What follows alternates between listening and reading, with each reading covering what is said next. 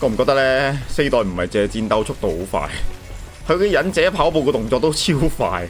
但係我先唔會咁樣跑啊，大佬！系列玩家定同你講識跑定係咁樣跑？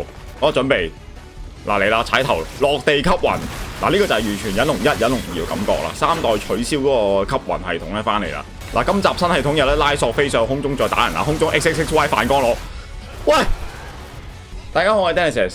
今日呢條無劇透先行評測片咧，將會同從未接觸過忍者外傳甚至係動作遊戲新玩家啦，又玩動作遊戲但係冇玩過忍龍 DMC、Bayonetta 等等高速純動作遊戲嘅玩家啦，同埋忍龍系列嘅玩家咧，都講解一下咧，今集係值唔值得玩啦，容唔容易上手啦，同埋如果上手到嘅話，又會唔會太易得滯冇挑戰性呢？有個前言要快速講一講先啦。做 Twitch 同埋做 YouTube 都差唔多1年啦。街霸出身嘅我咧，除咗直播格鬥遊戲之外咧，播最多最熱愛就一定係 Ninja Gaiden 忍龍系列啦。咁直播忍龍嘅時候，許願許咗大半年，可唔可以有機會俾我提前試玩忍龍4呢？咁淨係提前試玩就得啦，我都不求什麼啦，真係。咁結果願望成真啦，因為今日嘅提前先行遊玩機會啊，呢個評測機會係由 Xbox 提供嘅。咁好多謝 Xbox 注意到我啦，同埋聯絡咗我啦，做自己熱愛嘅遊戲嘅片呢，真係好開心嘅。咁所以多謝大家。好，事不宜遲，由淺入深，即刻開始介紹啦。首先係遊戲第一觀感上，好多人關心嘅血腥度問題啦。咁我本身唔係特別中意高血腥度，不過我都唔抗拒。譬如遊戲充滿番茄醬，我都冇所謂嘅。咁但係如果你好中意2代好誇張嘅血腥度嘅話呢，我可以同你講呢4代只會係有增冇減嘅啫。如果唔中意，其實設定入邊可以較低暴力表現嘅，喺呢邊可以較低嘅。設定入邊仲有好多唔同好仔細嘅選項啦。咁其實譬如好標準較光暗呢，可以喺呢邊較嘅。咁頭2張可能暗啲嘅，你就可以較光少少咁樣。連場景互動嘅重點顏色都有得設定嘅，譬如跑學嘅時候呢，呢一條軌道呢個顏色都可以校嘅。咁如果太刺眼，你可以校個冇咁鮮嘅色啦。呢度呢個跑場嗰個板塊啊，都有得校嘅。然後係動作遊戲玩家都會關心嘅視覺問題啦。咁首先就係我覺得其實本作嗰個預設嘅鏡頭設定呢已經係系列最好啦，甚至可以話係其實我冇一次戰死係因為個視覺睇唔到嘅。咁以同類高速動作遊戲嚟講，其實因為啲主角嘅動作都太快，位移太多呢，鏡頭難免係會跟唔上噶啦。咁所以喺呢個情況下，我覺得已經做得好好。但係有要求玩家呢，就可以嚟鏡頭設定呢邊搞啦。你見到係好多 option 啦。個人建議呢，就係改鏡頭跟蹤速度呢個較最大啦。咁個鏡頭跟上主角嘅動作就會快少少，同埋鏡頭距離呢個拉遠少少比較好睇其他敵人嘅。鏡頭距離咁樣係預設啦，預設係5啦，我哋可以較大1倍嘅。較大1倍之後，人多嘅時候就比較容易控場啦。講一講操作啦，好多朋友喺試玩嗰陣呢話 RE 係擋同以前唔一樣，好奇怪。正式版喺設定入邊唔單止可以完全自定義每一個掣嘅功能啦，而且本身預設操作2同埋預設操作3呢，其實就已經係原作 Xbox 版嘅操作啦，同埋原作西甲馬版嘅操作。所以其實連自定義都唔太需要嘅。如果你有玩 Master Collection 呢，其實你預設3就已經冇問題啦。然後講少少非戰鬥嘅探索部分啦。咁首先本作雖然係十分之戰鬥導向啦，但係其實同類型嘅 Bayonetta 啦、Devil May Cry 係一樣嘅。咁都有一定嘅地圖探索啦、揾道具啦、揾隱藏任務啦，咁俾你轉換下節奏。咁等你有得放鬆下，有得唞下氣咁嘅。揾路可能係好多玩家煩厭嘅部分，但係本作同前作一樣咧，係可以撳實右邊 joystick 咧，將鏡頭自動面向主線劇情方向嘅。咁所以如果你有分岔路想隱藏區域嘅話咧，你撳實個右stick，跟住佢指向邊就反其道而行，咁就可以揾到隱藏道具啦。因為主角係忍者啦，雖然佢係世界上最嘈嘅忍者啦，但係遊戲都有少量嘅潛行要素嘅。潛行其實並唔係本作嘅重點啦，咁所以佢目的主要係在於喺新場景開始戰鬥之前呢，等玩家有一個可以減低敵人數量、降低難度嘅手段。咁戰鬥狂嘅玩家咧，可以無視個系統直接打都冇問題嘅。中意潛行感覺嘅玩家可以喺某啲場景達到連續刺殺2個人或者更加多呢，咁先開始戰鬥嘅。咁視場景一定會有一定嘅自由度啦。咁4代新增咗一個路軌跑學嘅部分啦。咁呢個部分有啲似 Bayonetta 喺每關之間加電單車嘅感覺啦。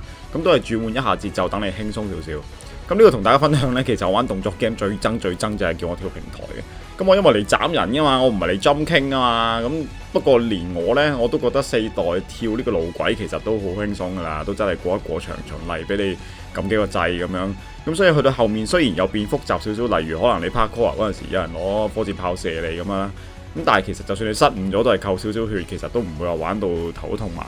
重點嘅戰鬥部分，咁講一講我自己隱龍之力先啦。咁除咗1、2、3原作版有玩啦，西甲馬、刀鋒邊緣有玩啦，連 DS 上面嘅外傳呢，同埋2004年嘅原版隱龍1呢，咁唔係 Black 喎，係原版喎，咁啊都有玩完超人嘅。咁啊呢度提呢個呢，就唔係話想講打完超人幾勁，而係我想同大家講呢，如果白金工作室 Team Ninja 將4代呢個戰鬥系統改到太新手 friendly， 或者係相反啦，或者係為難而難呢，我一定係第一個衝出嚟鬧佢嘅。但係我又唔敢覺得喎。首先個遊戲節奏係系列最快啦，難唔難就唔敢講。但係攻防轉換啦、反應迴避啦，主角隨住你嘅操作技術變得越熟悉之後，會越嚟越快啦。玩到後面有種感覺係你撳幾快呢，主角嘅動作就喐得幾快。咁新玩家可能會問啦，咁樣唔會好難玩、好難上手咩？咁我覺得開發組都知道唔容易咁樣同時滿足兩者嘅。除咗傳統上就已經好勁嘅范江洛飛燕絕技 UT 之外呢，白雲嘅招式上面有夜之形呢個大招啊。咁即係預告片入邊大家見過好多次嗰個大血刀。咁啊範圍超大，傷害超大，只要你嗰個血刀氣足夠呢，你就可以喺快速戰鬥嘅時候用啲霸道嘅招等你個大腦放鬆一下。咁啊一切交俾血刀啦。所以其實只要記得使用新系統呢，都可以好簡單咁樣玩嘅，唔使話一定要好複雜嘅操作啦。咁你淨係迴避同埋一般攻擊有血，記得用血刀呢，都可以輕鬆爆機。再嚟係遊戲有好多輔助系統啊，先唔好講主角近乎變成無敵嘅英雄模式啦，就算係更加高嘅難度，連上癮 hard mode 呢，喺 continue 太多次嘅時候呢，系統都會自動俾更加多嘅回血道具你嘅，等你之後繼續重新打嘅時候會簡單少少。雖然係純動作遊戲，唔太多 RPG 元素咧，但係好似 Bayonetta 同埋 DMC 一樣咧，多多少少都會有少少嘅簡單升級嘅。例如學技呢邊可以加防禦次數啦，可以加幾次啦，同埋呢度可以買裝備嘅欄位去裝更加多嘅飾品啦。飾品係一個簡單嘅裝備系統啦，咁有唔同嘅飾品啦，唔同嘅飾品去做唔同嘢嘅。例如裝呢個就可以減低受到傷害啦。隨住故事推進，解鎖更加勁嘅武器同埋隱具等等啦。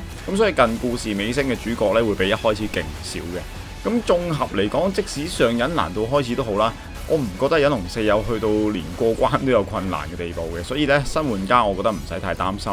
咁系列玩家就會問啦，咁如果前作嘅強招都仲喺度，但係白雲又可以用新嘅血刀狀態，咁會唔會又簡單得滯呢？咁我又覺得唔係嘅，因為血刀喺預告片入邊一直全畫面攻擊，有一擊 KO 咁呢，其實係有條件限制嘅。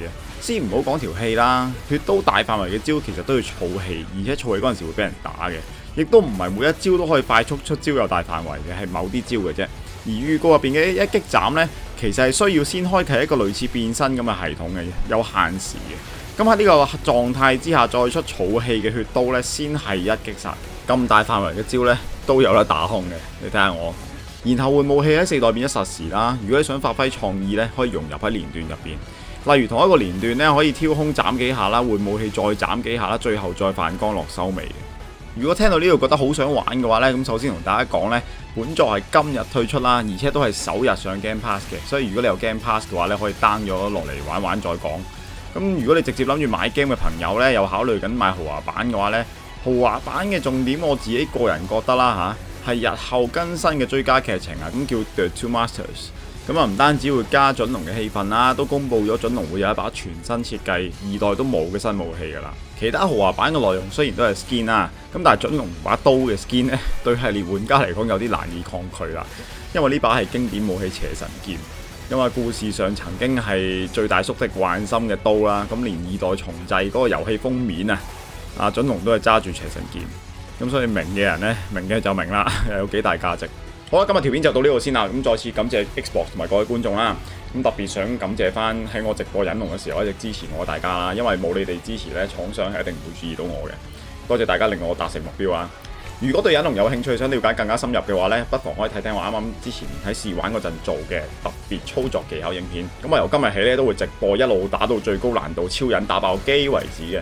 咁所以如果遊戲有更加多更難嘅挑戰，我都會試一試直播打晒佢。打到冇嘢可以再打啦，成個 game 已經所有挑戰都做晒為止。咁我哋直播見啦〜